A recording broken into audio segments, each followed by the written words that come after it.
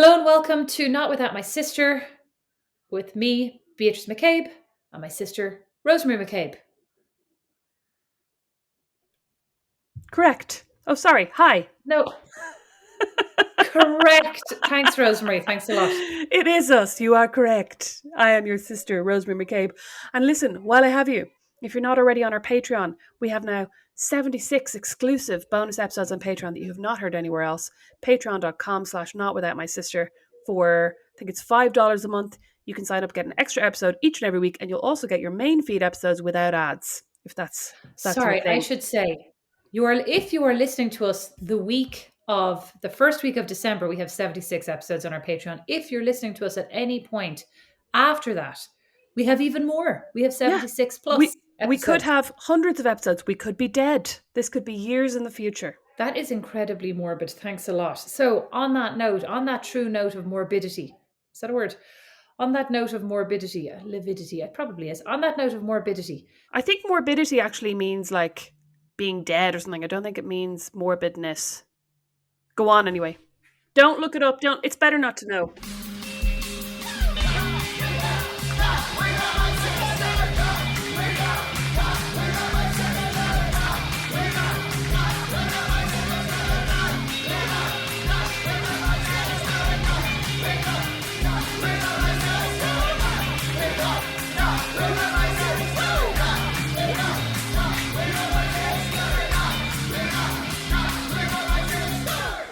On that morbid note, exactly, I was struck recently when we went to see David Sedaris in the embassy, the historic, as they like to say in their emails, the historic Embassy Theatre of Fort Wayne, which is actually a beautiful theatre from the turn of the 19th century, in the beginning of the end of the 19th century, I think.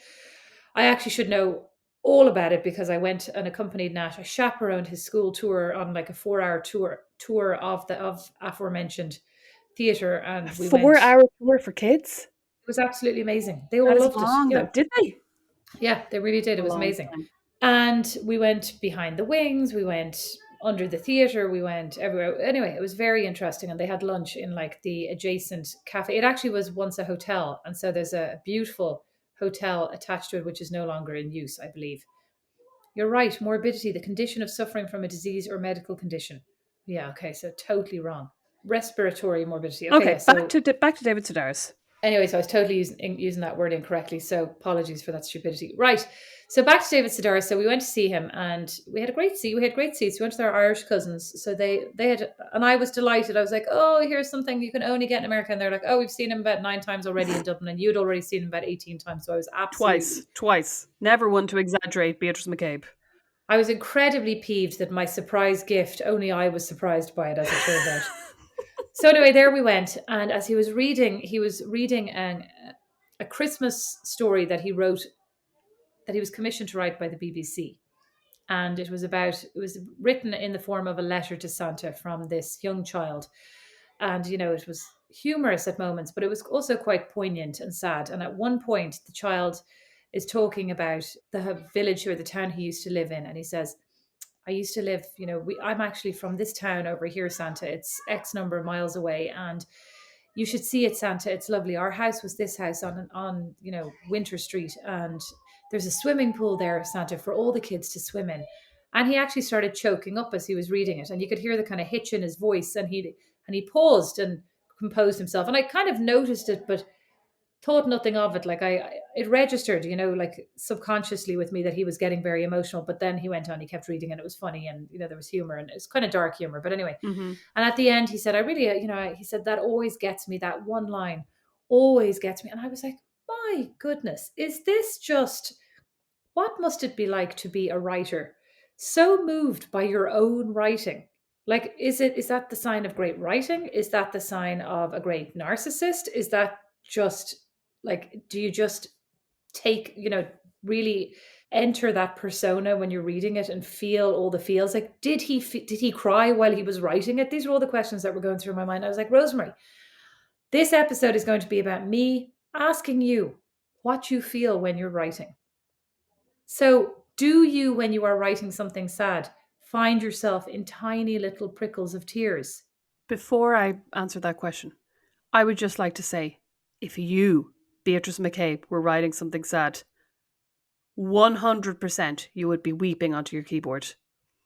You can't see something sad, read something sad, listen to sad music. I definitely think you would be crying. I don't know though, because I feel like I would not actually be crying. I feel like I would, because I don't find my own. Well, maybe that's not true actually, because now suddenly when I lie in bed and I imagine things, I start crying. See, But I don't know if I was focusing on the act of writing. Like it's a job, if you know what I mean. Like I have to think about writing at the same time. Like that's the thing that I keep thinking. I'd be a great writer if as you said yesterday, I'm a great thinker. I'd be a great writer if only I could like not have to actually write any of this down. If I could just dictate it to my computer, but then I can't sit there and dictate. I feel stupid because somebody near and dear to me who I love so much, plus my Julie, loves to find my dictator machine. What's it called? My dictaphone. And replay for me some of the pieces that I've recorded onto it. I have Yes. never heard these pieces, but I want to. Where's your dictaphone? Yes. I don't know. It's hidden somewhere because Julie used to find it on mornings when we were extremely hungover and play it, much to her own amusement. You have played it to me. Oh my God, I want to play it again. I have no recollection of this. I've obviously blanked it out of horror. Yes, it is so embarrassing when somebody and my voice, which like your voice played back to you. Look, your eyes, you look delighted. I'm just imagining your dramatic readings. Oh my God, I really want to find this. This is almost as good as when I found your diary and then forgot to bring it home from Ireland. I must actually make myself a note. Get Mum to post that over. I would like all those things. That was really bitchy of you, as Dad said. Dad really defended me. He came to I my know. defense there. I Dad appreciated that. was salty. I was reading them out and Mum was like, she didn't say that. And Dad was like, that's really nasty now. And I was like, Beatrice, and because like I was like, Beatrice is not going to care. Like Beatrice is going to find this hilarious. And then when he said that, I was like, oh no, maybe she I is thought it going was to care. Now check with you. incredibly nasty. No, you didn't. You Incredible. lolled. Okay. Okay, so I guess now we're going to actually put it to the test because I just remembered. Oh my God, what did you just find? Your diary or my diary? Please say it's yours. I just remembered that I have all this correspondence between us from when I was in Italy in 2004. Oh I'm going my to read God. it out now. I'm going to read it out now and see how you feel about it. Are you ready? What are these? Are these letters or emails? What These are are they? letters. Hey, Beatie. I'm sitting here with Nicole. Who's Nicole? Watching Buffy. This is Oh my God, Nicole, a friend of mine from college. Today was registration and we got our ID cards. Mine is suitably woeful. Actually, it's not that bad, but I'm sure it'll get tiresome after 3 years. My writing is funny. I haven't written anything in so long, and I haven't really gotten used to this pen. That's not funny, Beatrice. Oh God, what's coming next? Just good. I went to an introductory lecture today on psychology and one on Italian. Psychology seems really interesting, but a lot of work. Italian seems great. I was correct about that. But it was boring. It was a lot of work and it was boring. The lecture seemed really lovely too. I don't know why, but I just really thought it sounded great. Nicole really liked it too and has now decided to do Italian. And while it's nice that I'll know someone, I'd like to be on my own for something so I can meet new people. Oh, things with my boyfriend are going really well, actually. We're texting every now and then. What boyfriend? Dave. Oh, it's Dave. Boyfriend. I'm going to have to read some bits. You go back and answer the question that I actually asked you while I find some bits to read out. No, because your laughing is very distracting. Why don't you just read all these bits out? You're finding these bits very amusing. Rosemary, there are so many. I have like reams of notebooks, of letters here. I can't believe I loved you so much that I wrote you letters. You lucky thing. I have boxes upon boxes of emails that we sent each other the summer before that when I worked in the civil service. And when the day before I finished my notice, I printed them all out. That was good thinking now, I have to say. Oh my God, Rosemary. As for this boy, I've heard nothing since Thursday night. Nada. I really don't understand what I possibly could have done but be wonderful. This is you. That's actually, that could be me right now.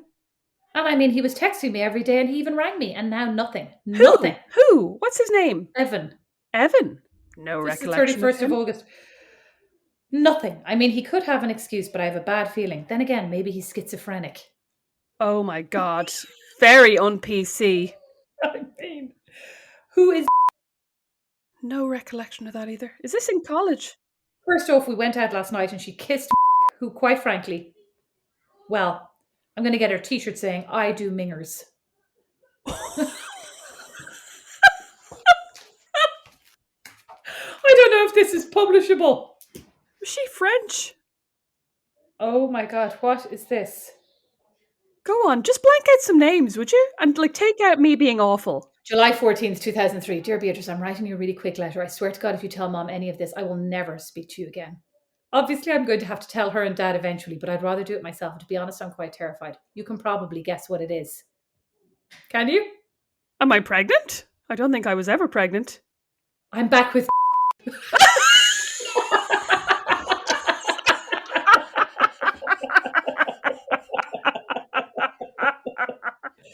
Oh, I'm terrified of telling Mom and Dad. I really think they'll kill me. Well, I know they won't kill me. I really miss though. I love him. Poor We'll see. I'm terrified though. It's just going to end up the same. Oh, I'm such a pessimist. Readers, it did end up the same. Actually, amazing. Oh my God, where are your letters to me? You obviously don't have those, do you? I'm trying to find where mine are. I feel like I printed out all of mine as well. Oh my God, look at all these photos. Oh, Is this in a folder? yeah. This is very organised. Very, very organised. Are there some in here? Hold on. Maybe there's some in here with my letters. Let me see. Oh, dear Beatty. Oh. People I no longer speak to. Love you, Rosemary. Mum bought me a bottle of Bacardi. I tell you, the day was full of surprises. Is this me still? That is surprising. Hi, I'm just writing you a quick note to see how well my laptop and printer are working. Oh my God, I am turning into mother. Next thing you know, I'll be using borders and other fancy things like this. Oh my God. Oh, poor you. You're a dote. Look at all these great letters. Where are mine? Maybe we should scan and upload some of these to the Patreon. Oh my God. Sign up to Patreon to read more with many names redacted, and I'll have to actually redact any and all like terrible words that I'm using that I should not be using. Here's me. I'm still working in Pogues, but only once a week at the moment. I must have been living in Milan. It's fine, really. I'm working tonight. I'm supposed to start at 6, but obviously I will only leave work here at 6, so I get there 6:30 or 6:45. I actually enjoy it a lot more than I'm working less. What a surprise. Okay, anyway, go ahead. So let's go back to David Sedaris and tell me how emotional you feel when you're writing. How invested do you feel in your writing? Okay, so it totally depends. I think the writing that I do now for Substack is pretty much all about me, or else I'll write about like life in America or cultural differences and stuff. And the book that I have written is obviously a memoir about my dating life, which, as you can tell from those letters, has obsessed most of my thoughts for my entire life. Actually, I feel like I'm very free now that I'm no longer worrying about men, that I have one locked in. So like, imagine all the thoughts of incredible thoughts and like intelligent things that I could be doing. Can't even get that sentence out. I'm so intelligent. But what I was going to say was, when I was writing my memoir, it was obviously, a lot of it was very personal. I mean, all of it was personal, right? And obviously a lot of it was very emotional, because I was writing about all of these like big emotions that I had while dating X person or Y person. And clearly, I mean, some of them I can't even remember. I can't believe I didn't include Evan in my memoir. No idea who that is. But there were definitely moments where, you know, that episode of Friends where Joey's reading the Stephen King book and he has to put it in the freezer because he's so freaked out by it. I definitely felt like that when I was writing certain chapters, that I would get even like a third of the way through and I would start going through. There was one guy that I dated, and as I was writing the chapter about him, I got to writing about like our first official date, when he basically stood me up because his alarm hadn't gone off, and then he kind of got annoyed with me because I didn't ring him to wake him up. Like, I didn't ring him when he was 5 minutes late, you know what I mean? I only rang him when he was 20 minutes late. And he was like, why didn't you ring me sooner? And as I was writing this down, I was like, this is all a very bad omen for what is to come. And obviously, like, I knew what was to come and it wasn't going to get any better. And as I was writing it, I was getting really upset on my own behalf. And then also sometimes, like, it's hard, and I think it's important, but it's hard not to get like obsessed with the idea of, what are people going to think of me when they read this? Like, are they going to think, because I was writing it going, oh my God, I'm such a fool. Like, I was such an idiot. And also I can't be convinced that I wouldn't do the exact same thing now. So I'm still such an idiot, and feeling really like pathetic and going, are people going to read this and just be like, what an absolute loser, like state of her, what was she doing? But I think it's important to not get bogged down in that, because that's when you start writing it trying to make yourself look better, which isn't honest. You know what I mean? And like, already it's not 100% honest, because you're like, everything I'm writing is from my perspective. So right, there's my perspective, there's the other person's perspective, and somewhere in the middle there's the truth. And I'm trying to be as honest as possible and write about my feelings and, how it happened through my lens, but it is through a lens. But I do think that if I get bogged down in how is this going to be perceived, you end up getting less and less, or you end up getting further and further away from the truth, which is not obviously what I was aiming for. But I did find, I don't think I cried at any point writing it, but I think if I was in therapy and I was like, I would have been forced to work through it. Whereas I think there were moments where I felt like, if I keep writing this, I will cry, and I stopped. And like, I stopped for a week, or I stopped for 2 weeks, or I stopped for a month at some stages where I was like, I literally I cannot go back to that. I cannot think about that. But then I would do nothing. I would just I would think about it obsessively for the weeks and the days afterwards. And it was like reopening an old wound or something. Did you do it in a certain order? Like, did you leave the harder ones till the end, or like, did you do it chronologically, or how did you tackle it? A bit of both. When I first started writing it, that it was not that long after I broke up with my ex before Brandon, who I'd been dating for 5 years. And I started writing that story because A, it was the longest relationship, so I felt like it would be the longest chapter.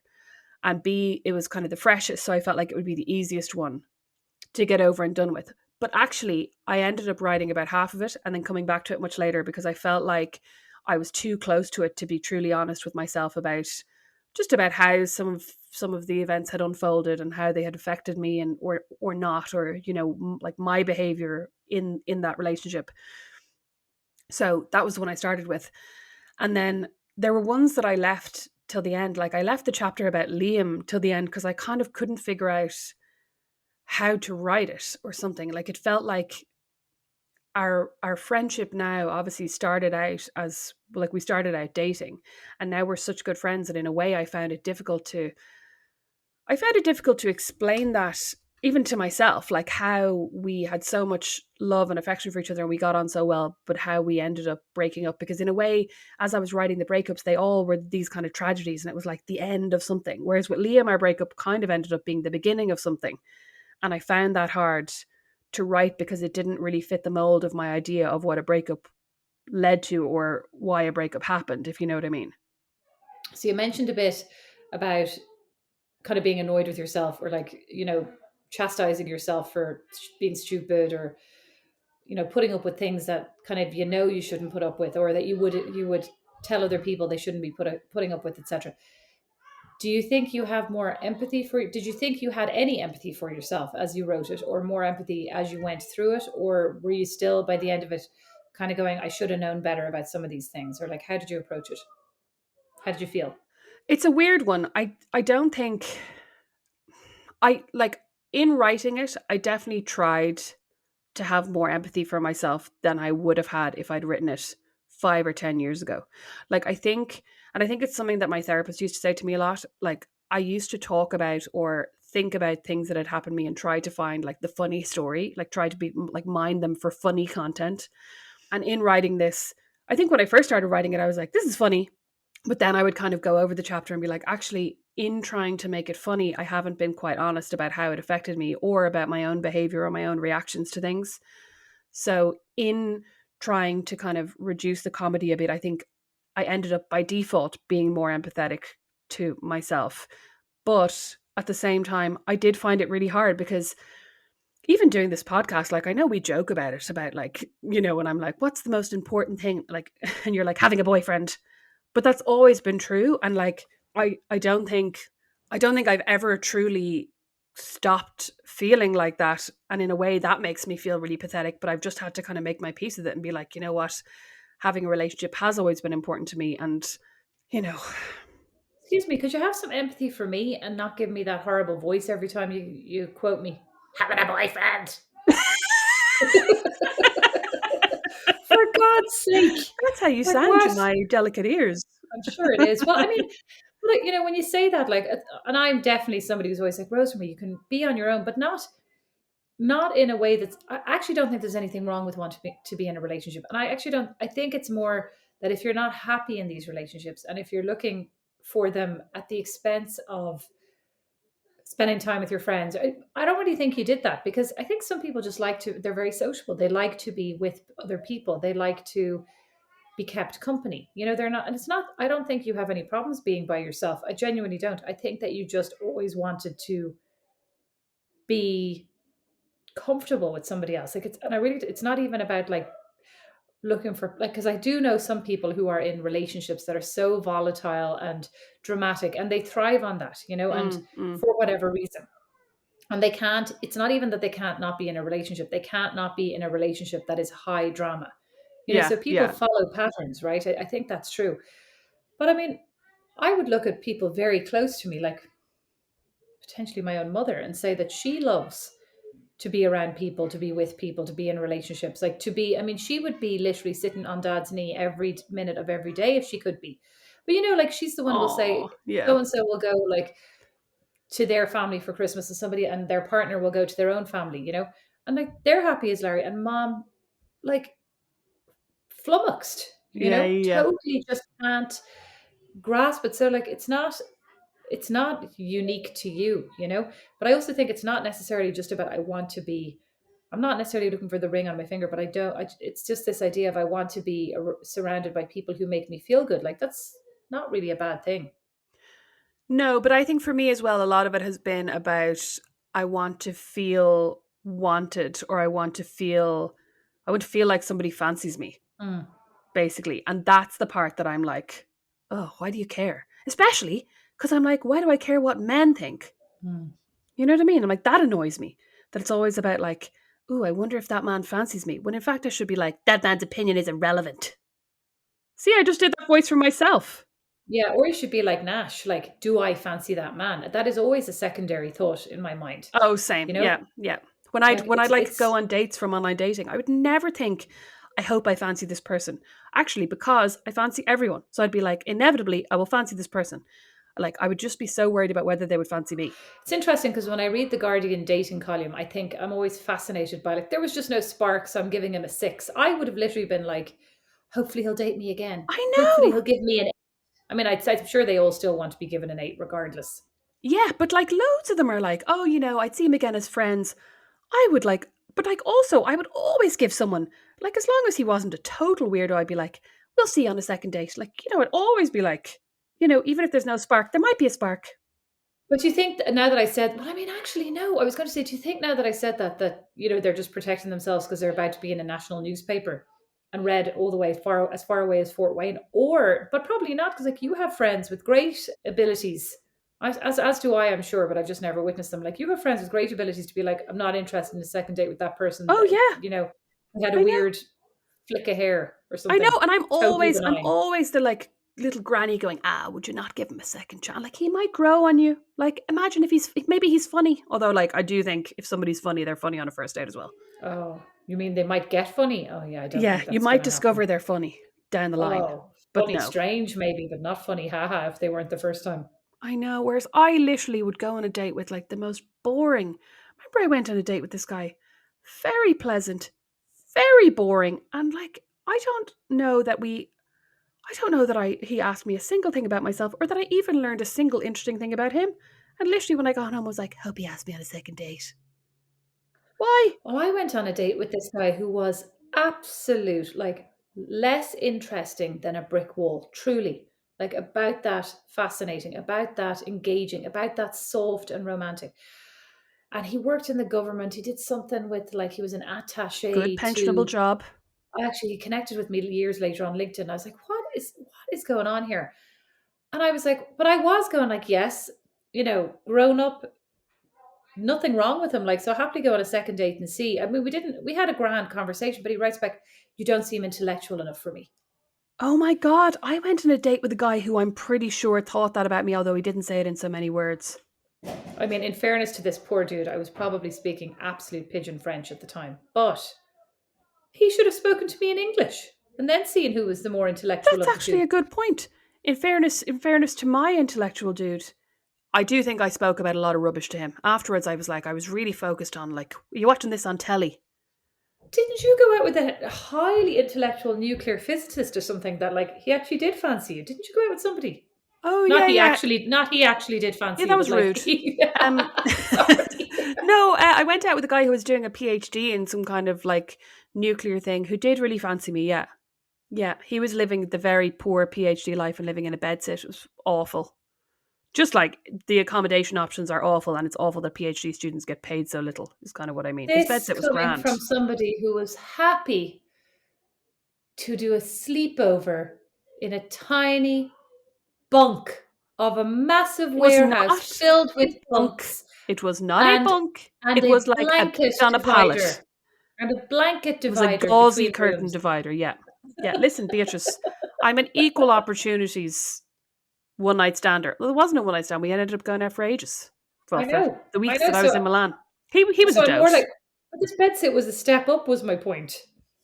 It was. It was several steps up. It was on the top floor. Oh, funny, funny, Thanks. lol. Tell me though, like, are there any stories that you think you would write about your life that would make you cry? Probably loads. No, it's more when I cast myself into the future and just think about all the things that the future, all the loss that the future holds in store for me. Oh, That's the stop. part. That's the part that I dread. Everything's fine right now, you Oh, know? stop. I sometimes even think about like the things that I won't be there for in Atlas's life. Oh Even yeah, though I'm don't do like, that. Don't do that. Stop right now. no, no, but I was just about to say, even though by the time I die, right, he'll be hopefully in his 60s. I don't care about the lives of 60-year-old men. Oh, Boring. you will. You I will. know. I I'll know. tell you the one recurring fear I have that always makes me cry. At night in bed, I sometimes imagine bringing the kids to Ireland, like when we go on our next Irish trip, and I imagine bringing them to the cliffs, anywhere, like on the west coast. And then I remember as a child how scared I would get going up to the edge of these cliffs, and how when I was in college, I went and we did that art week where I fell on the rock and like disfigured myself, etc. But how we were out unsupervised, like on the cliffs of wherever, the rocky coast. And I think about my children, and always as I'm thinking about this, one of them falls over. In your imagination, yeah. In your Yeah, and imaginings. I always start crying. Now, what is that about? It's an actual fear of them going unsupervised to the cliffs of Ireland. Like, there are other things to be afraid of in life. Like, I don't think I should be unnecessarily fixating on this. And yet, Neither do I. And I've also never been to the cliffs of Moher. Have you? no. Oh, yes. I think. I don't know. I don't remember anything. Just reading one of those letters, it was like, I loved Vicenza and somewhere else. I'm like, don't have zero recollection of that now. Zero. So no, I do have no empathy for myself looking back. Pathetic. Pathetic So loser. basically, writing is like therapy, though. So you're reliving all these moments. You're not just writing them kind of at a remove. You're living them again. Yeah, true. I mean, writing memoir. I'm hoping that once this book comes out and I can just never talk about it again and then proceed to write fiction for the rest of my life. You're right, though, because David Sedaris is a memoirist, and he actually said, to go back to your earlier point, at one point he said, like, my family just have to be okay with what I write. Like, you're lucky because mom and dad have said they're not going to read your books. So you're fine. And if you'd known that at the beginning, you probably could have had no qualms. Beatrice, I had no qualms. Oh, yes, but you would have had even fewer no So qualms. it's actually, yeah, it is lucky that I didn't know that at the beginning because I had a modicum of self-respect, I'd say. Exactly, yeah. Whereas David Sedaris, 'cause his first book was pretty harsh about his family, and actually all of them are pretty harsh about his siblings and his parents. And he did say, like, I just write what I want to write, and they have to get on with it. Well, yeah, but what he also said was, I write what I have to write, they have to get on with it, but everything I write is coming from a place of love and they know how much I love them, and I feel like that comes across in my writing. Which I wouldn't be too sure. Dress your family in corduroy and denim. Some of them I'm like, do you really love that Yeah, person? but I mean that's also a bit like fuck you, right? I feel like that comes across. Good for you. I'm happy you feel that. I'm not sure I would feel that if I was his mother. I'm going to start writing scathing essays about you and they'll be like, but you know how much I love you. You don't look that impressed. I don't think you'd love that. No, actually, I was going to say honestly, that would be fine. I really don't think that would bother me. But like, what exactly are you going to put into them now that I'm thinking about this? Well, I'm I'll write one and I'll send it to you and be like, scheduled to be published in an hour and a half. Let me know what you think. Scathing about me is fine. Your opinions of me is fine. But like, if you tell secrets about my life now, don't know why my hand is doing this. Your mouth has gone, you've got all tense. Your mouth has gone tiny as well. You're like, secrets about my life now. Not sure about that. No, I'm going to write this essay. I'm going to schedule it for an hour and a half after I send it to you. And finally, maybe that'll put you on a time crunch to actually read it. Because how are you getting on with my book? I'm actually about 3 pages away from finishing it, and I just can't bring myself to finish it because I don't want it to be over, Rosemary. Oh, fuck off. Thank you all so much for listening to Not Without My Sister. Let us know if you cry remembering events in your life, or if you cry at your own writing, if you happen to be somebody who does a lot of writing. Or lying in bed at night thinking about tragic things that could befall you. Do you cry? Is that normal? Have you been to the Cliffs of Moher with your kids? Let us know. Was that traumatizing?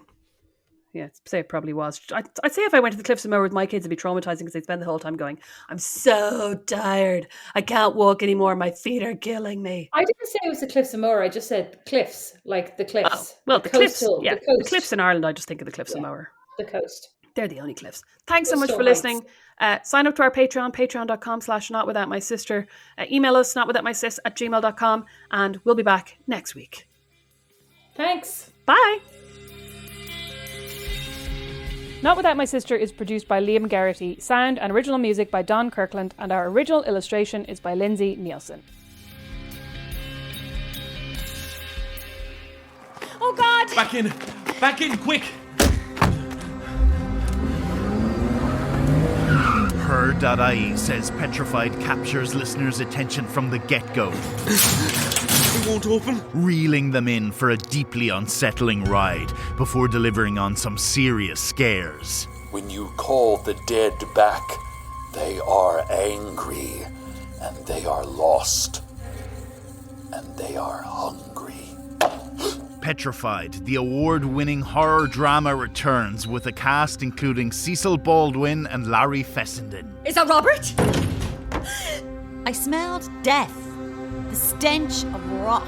Petrified, an all-new season of tales from a darker Ireland, begins January 11th wherever you listen to podcasts. What am I doing? Just let's end this.